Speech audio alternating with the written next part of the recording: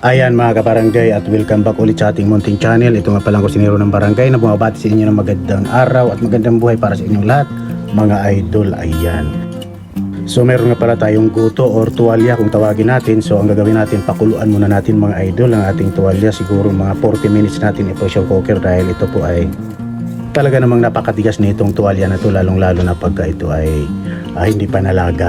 So ayan, i-pressure cooker natin ng mga 40 minutes mga idol, 40 minutes. Ayan, pagkalipas ng 40 minutes ay ayan, tinanggalan na natin sa pressure cooker ang ating goto o tuwalya. Ang style nga pala natin rito ay gawin nating kilawin mga idol. Siyempre bago natin kilawin, palambutin natin na maigi para masarap ang ating pagkilaw at pagkain. Ayan mga lods. So ayan, hinati natin sa apat ang ating 1 kilong goto. Ayan, hiniwa ko lang muna sa apat. At saka natin ngayon titimplahan. Ayan, timplahan natin ang kalamansi. Siyempre yung soy sauce, ayan, yung toyo, timplahan natin. At konting brown sugar para siyempre para masarap at konting vinegar, ayan. At siyempre yung paminta mga idol. At yung sili lagyan natin. Ayan, i-marinate lang natin siguro mga kahit ilang oras or kahit ilang minuto lang. Basta importante mayroon na siyang lasa. So ayan, tsaka natin siya iihawin mga idol ang ating goto or tuwalya. Ayan, ihawin natin para maging may aroma na masarap ang ating kilawin. Siyempre masarap pagka inihaw. Ayan.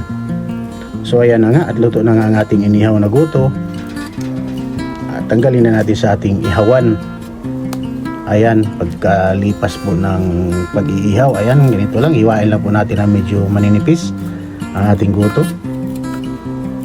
Ayan mga idol, yan, ganyang hiwa lang. So depende na rin sa inyo kung anong gusto at anong klase at gaano kalalaki ang inyong hiwa. Ayan mga lods, pero mas maigi kasi rito, medyo maninipis ang hiwa para talab na talab ang kanyang lasa at ang kanyang timplada kung sakasakaling atin ang timplahan ng pangkilawin mga idol. So ayan, pagkatapos natin mahiwa ay nag-prepare na tayo ng luya. Ayan, syempre tadtarin lang natin ang luya para masarap. Ayan. At syempre yung ating sibuyas na medyo may pagkalakihan. Ayan, white onions mga idol. Ayan. Hiwain lang natin ng ganyan para mabilis. Ayan, syempre meron din tayong sili sigang, panigang, sili haba. Ayan, at ang ating siling labuyo. At syempre pigaan natin ng mga 10 pirasong kalamansi, pampaasim para masarap ang ating kilawing goto mga idol. Kakaiba itong kilawin na to, talagang napakasarap dahil ito ay ating pang inihaw at super lambot naman talaga. Ayan. So ayan, pagkatapos nating pigaan ay lagyan naman natin ng paminta at syempre yung ating timplada, ang ating asin, at syempre lagyan natin ng konting bitchin at ang ating suka mga idol. At syempre naglagay tayo ulit rito ng konting brown sugar para pang pa-balance sa kanyang lasa.